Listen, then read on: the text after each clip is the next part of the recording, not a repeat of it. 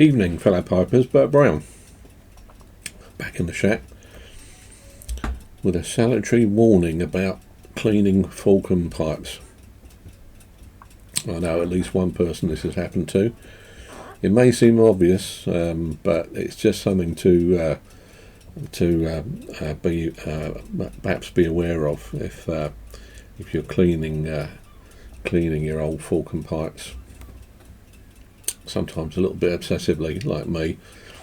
The best way to clean the stems, and definitely what not to do with them to avoid running into any trouble.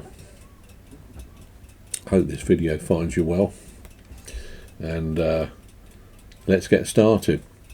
A while ago I had a good friend of mine who was a builder called Tom,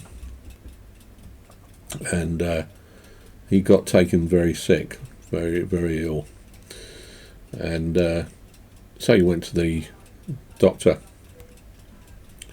They couldn't figure it out, and he started to get sicker and sicker. In fact, I think this was pretty well the beginning of the end for him. Didn't happen straight away, but I'm sure this was a major contributing factor. Anyway, after they'd run blood tests and they were really not able to find out what was going on with him, he was losing weight, he was jaundiced, he was very sick.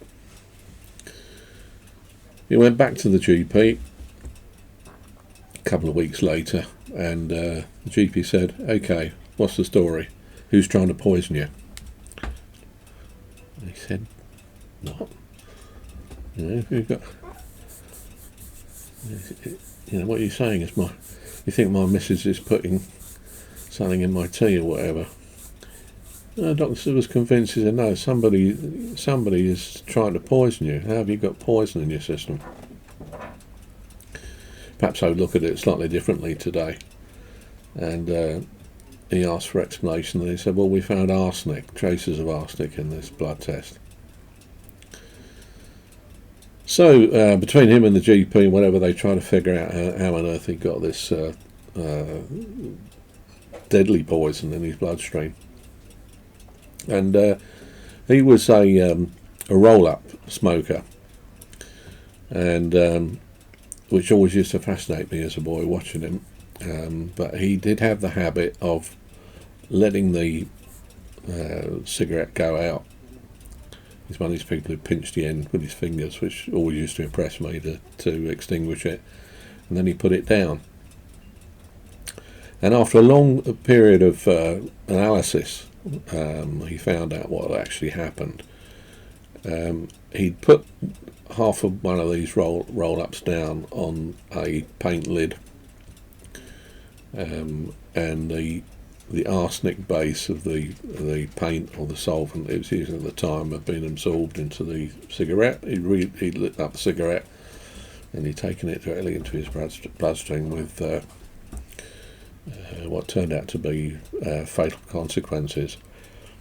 Why am I telling you this story? Well, because it ties in with my warning about cleaning Falcon pipes. I know at least one other person this has happened to, so it's something to be cautious of, and that is cleaning the metal stem with metal polish or solvents or whatever you may use.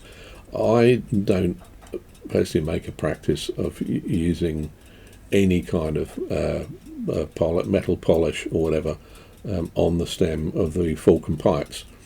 I tend to just put them into an ultrasonic bath, and then just manually wipe the stem and whatever. You do get some old ones. They're aluminium, so they don't rust up, but they lose their sheen and what have you. And I know some people like to keep them bright and what have you. So make a point of not actually using. I used to, but since a story I've told you, and at least I know one person who ended up in casualty doing this, because I just take the bowl off this. You can see that there's a thin lip between the bottom of the bowl and what actually gets into the bowl, and so if you buffing this up with some Solvo Autosol or glitter or whatever, it's quite possible that you would get traces of it inside the bowl, and even if you'd wipe that out, there could be residue remaining there. Put the bowl back on, and before you know it, you're heating up something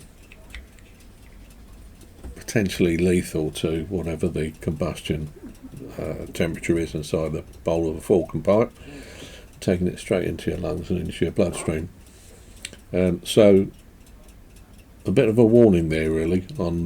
I think most people will know this, but just be careful cleaning the stems on Falcon pipes, because, as I say, I know once I've told you that's not strictly caused by this, but I know at least one other individual who's done this and ended up in casualty that night.